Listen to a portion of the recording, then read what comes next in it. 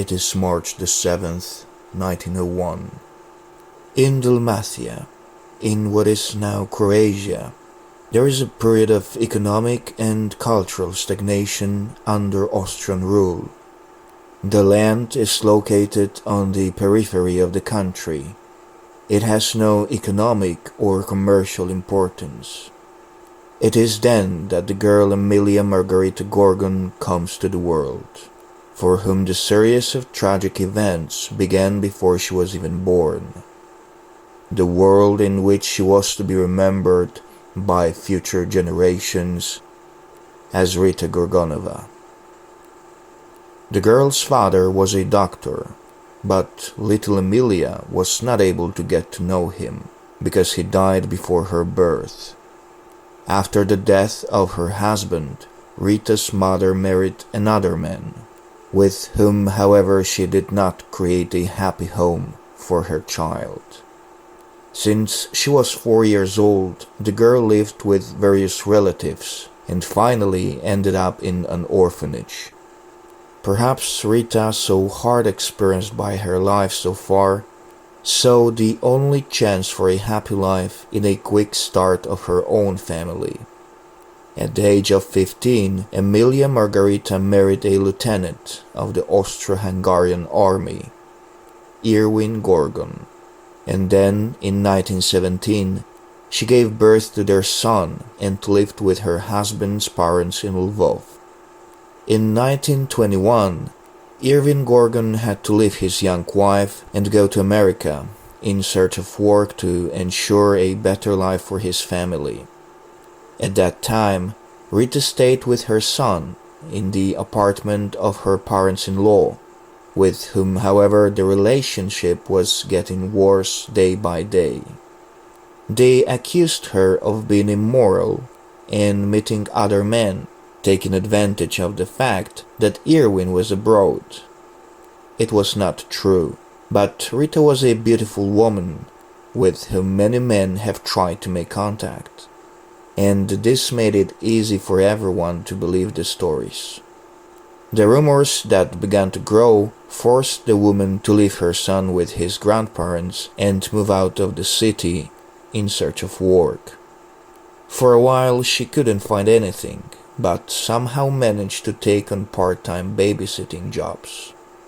Rita Gorgonova's fate changed in 1924 when she got a job as a governess for a 41-year-old architect from Lvov, Henryk Zaremba, and lived in his villa in Łączki, near Lvov. The man had separated from his wife, who had been suffering from a mental illness since 1923 and was staying in a closed institution. However, he never officially divorced his wife, with whom he had 2 children, a daughter, Elżbieta, called Lucia, born in 1914, and a son, Stanisław, who was called Stasio, born in 1917. Rita Gorgonova was employed in the house of Mr. Zaremba, mainly to look after the children, but she also dealt with running the house where the men rarely showed up. The woman, however, aware of her charm, knew that she could achieve more than being a housekeeper. Her plan was successful, and about a year after moving into the apartment, Rita and the master of the house began an affair. They remained in an informal relationship for the following years, unable to get married because they were both officially married to other people. In 1928, the fruit of their romance appeared in the world, a daughter whom they named Romana. Unfortunately, the idyllic life of the couple and Rita's happiness did not last as long as she wished. The relationship between Henry and Rita began to break down and the couple started to argue. The cause of the misunderstanding between the partners was the man's daughter, who did not accept his relationship with the woman. Henrik was already so tired of the atmosphere that prevailed in the apartment that he made a decision to start living with his daughters in his apartment in Lvov from January the 1st, 1932. However, the move never took place. On the night of December the 30th, 1931, Staś Zaremba was awakened by a barking dog. The boy woke up and found his sister in bed, who was no longer alive. Elżbieta, who came from Lvov that day, died from hitting her on the head with a blunt instrument. It was most likely an iron ice-breaking object that was then found in the pool at the back of the house. The lord of the house came as soon as the boy made some noise, followed immediately by Rita wearing a fur coat. Soon a doctor and a commandant appeared on the spot. Most of the evidence pointed to Gorgonova, who was soon arrested. Henryk Zaremba was also held in custody for 6 weeks, initially suspected of complicity and help in hiding. There were a few more suspects. It was said that it could have been done by a gardener who had been working for Mr. Zaremba for some time. They also indicated a boy who was in love with the girl but whom she rejected. Although Gorgonova never pleaded guilty, the police managed to establish the most likely course of events.